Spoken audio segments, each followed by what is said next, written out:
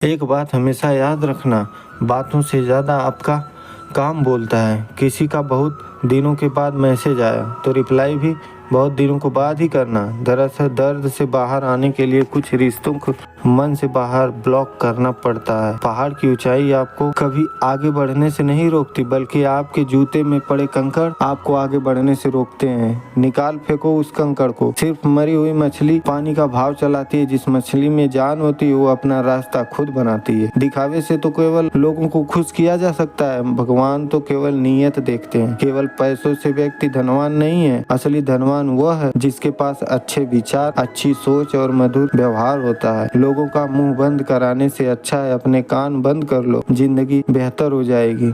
किसी ने सच ही कहा है, वाणी में बहुत ताकत होती है। मीठा बोलने वालों का मिर्ची भी बिक जाती है और तीखा बोलने वालों का शहद भी नहीं बिकता। मकान तो बन जाएगा, सिर्फ 4 दीवारों का घर तो बनता है स्नेह, समझ और साझेदारी से। किसी दूसरे से कष्ट देकर हासिल किए गए सुख की ओर बहुत ही छोटी होती है। जीवन में खुद की बुराइयां सुनने में बहुत दुख होता है, क्योंकि रोज तारीफ सुनोगे तो कभी आगे नहीं बढ़ पाओगे। हौसला मत हारो, अगर तुझे दर्द मिला है तो दवा भी जरूर मिलेगी।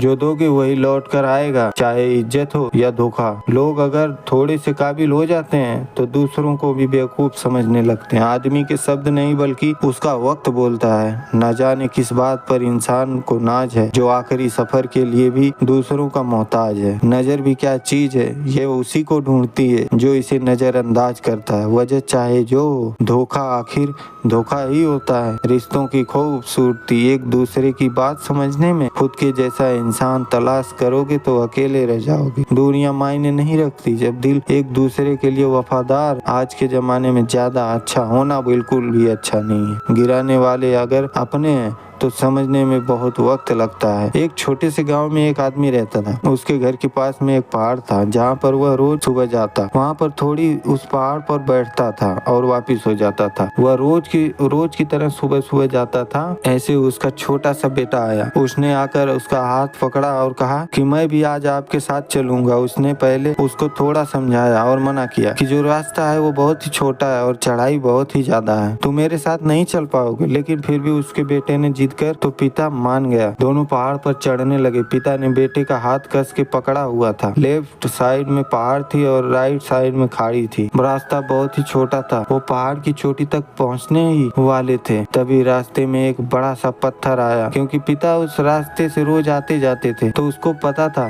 कि वहाँ पर पत्थर है, तो वह साइड से निकल गया। लेकिन जो बेटा था उसका ध्यान कहीं और था, तो उसका घुटना जाकर उस बड़े से पत्थर से टकरा गया। उस बच्चे के मुंह से एक चीख निकली और जैसे वह चीखा उसकी आवाज उन पहाड़ों में गूंजने लगी। इससे पहले उस बच्चे ने कभी भी अपनी आवाज की गूंज नहीं सुनी थी। उसे समझ नहीं आ रहा था ये क्या हो रहा है। वह अंदर से थोड़ा सा घबरा गया और उसे लगा कि शायद कहीं कोई है जो छुपकर उसे देख रहा है और उसका मजाक उड़ा रहा है। फिर उस बच्चे ने बोला, कौन हो तुम? उस बच्चे ने जब उस गूंज को सुना तो उसे गुस्सा आ गया। उसे लगा कि कौन मेरा मजाक उड़ाए जा रहा है। फिर उसने गुस्से से कहा, मैं तुम्हें छोड़ूंगा नहीं। और जैसे ही उसने गूंज को सुना और घबरा गया। उसके पिता समझ गए थे ये क्या हो रहा है। उसने अपने पिता का हाथ कस के पकड़ लिया। उनसे पूछा, कौन है जो मुझे इतना तंग कर रहा है? कौन है जो मुझे इतना डरा रहा है? उसके पिता थोड़ा सा मुस्कुराए और उन्होंने खाई की तरफ देखा और जोर से बोला, मैं तुमसे बहुत प्यार करता हूँ। यह सुनकर वह बच्चा बहुत हैरान हो गया।